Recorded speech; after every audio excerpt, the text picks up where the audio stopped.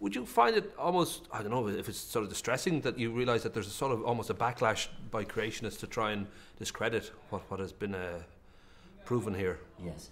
I think that there's one point which is just an absolutely basic part of the story, which is that the idea that he found, the idea that he came up with, was just deeply challenging and disturbing for everyone. He knew that. It's part of the drama of the film. He knew it was going to be difficult for everyone to come to accept this idea that he'd come up with. And we shouldn't be surprised by that. He wouldn't be surprised that still many years later, people still find it equally challenging. That's the first point, the challenge for us all.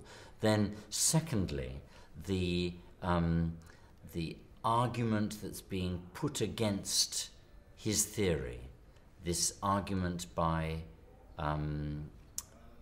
fundamentalist Christians saying we should reject science, or rather we should reject all of this scientific evidence and accept the word of the Bible in this book. I think he would be surprised that people still insist that others should believe that. And do you think that possibly, I don't know how long that will last, or maybe it'll always be there, that people need to believe somebody's got the steering wheel, somebody's driving this thing? Yes, There's this yes. need in people to sort of, the comfort of knowing that somebody else somewhere is actually steering this thing, that it's not just random, it's not just, and there's almost a cruelty in evolution in that, nature is the way it is, that people Yes. die, people, Yes. get killed, people, are born every day. Yes. Do you think it'll always be there? Do you think that there will be kind of a need in everybody to have this Santa Claus in their head to feel comfort? I don't want to say what I think. I want to say what I hope. Right. And I hope that people, more people, will just open their minds to the evidence that science provides of the history of life and the, just we don't. This person up there is keeping very quiet. If he's up there, I think it's better to try to make sense of life without all these ideas about what that person up there.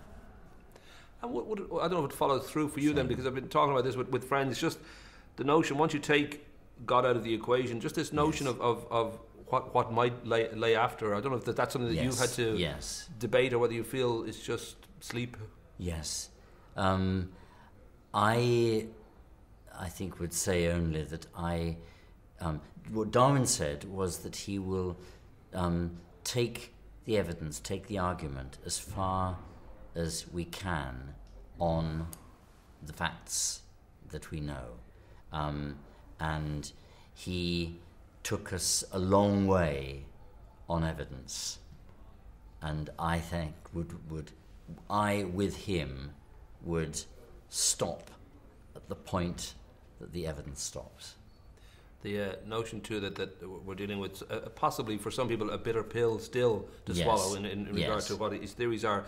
I don't know, for you, when writing the book, Annie's Box, Darwin, his daughter, and human evolution, whether there's a part of you kind of realised by coming at this story from a very human side, which is the death of Darwin's eldest daughter, Annie, at the age of 10, that was a way, in many ways, to sort of humanise him for Yes. people who may not Yes. feel Yes. that it's just all theories and it's not Yes. really a human being. I don't know whether even the movie was in your mind as you wrote the book, that you thought, well, this would also make a wonderful movie and hopefully, again, reach Yes. people who may not have.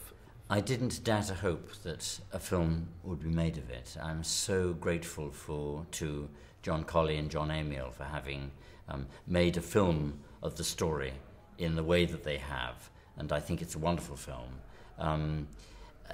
So I wouldn't have dared to hope. Well, I don't know, as you went through, as you call it, Annie's Box, this idea of all the memories, letters, and mementos of this young child that had passed away. I don't know whether your perception of your great grandfather altered as you explored Yes. this, and Yes. and in what ways would it have changed?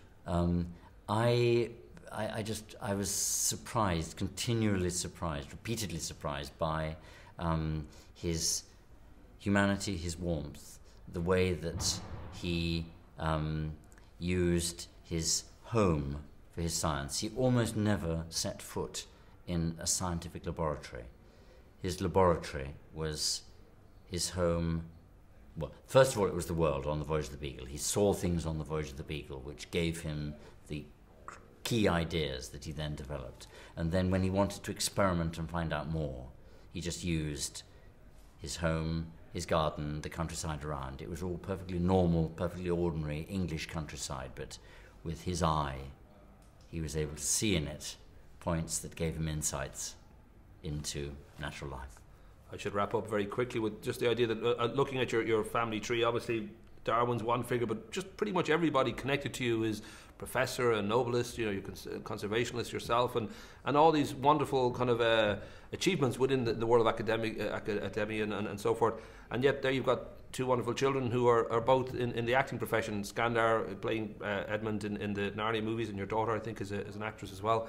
Is that a step back in evolution or a step forward to become an actor? Because I would think for some people... it's a step forward, I think. It is, okay. Yes. All right, just checking, because yes. I speak to a lot of actors. I'm not sure if they're a step back for evolution or a step forward. It's a step forward. I think they're giving you other people's lives,